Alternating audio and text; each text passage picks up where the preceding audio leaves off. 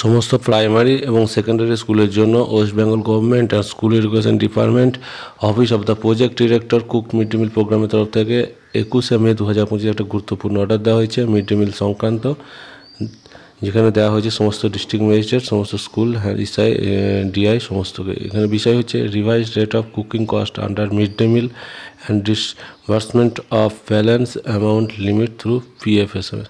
অর্থাৎ বিষয় হচ্ছে মিড ডে মিলের যে কুকিং কস্ট সেটার পরিবর্তন করা হয়েছে এবং কিছুটা অ্যামাউন্টের টাকা থ্রু ছাড়া হয়েছে।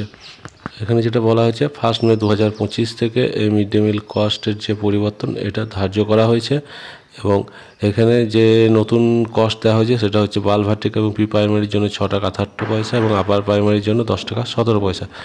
বালভার্টিক মানে হচ্ছে প্রি প্রাইমারি, যেখানে 6 টাকা 78 মধ্যে সেন্ট্রালের 4 টাকা 7 পয়সা এবং স্টেটে থাকছে 2 টাকা 71 পয়সা, আর 10 টাকা 17-এর মধ্যে 6 টাকা 10 পয়সা থাকছে সেন্ট্রালের শেয়ার এবং 4 টাকা 7 পয়সা থাকছে রাজ্যের শেয়ার। এই যে নতুন রেট দেওয়া হলো এটা 1 মে 2025 থেকে পজিটিভলি অ্যাক্টিভেট হবে এবং সেই রেটে আপনারা পাবেন। এবং পরবর্তীতে একটা বড় অ্যামাউন্টের টাকা 256 কোটি টাকা দেওয়া হয়েছে, যেটা অ্যাকাউন্টে ক্রেডিট হতে চলেছে মে এবং জুন মাস 2025 সালের যে মিড ডে মিল কস্ট সেই হিসেবে।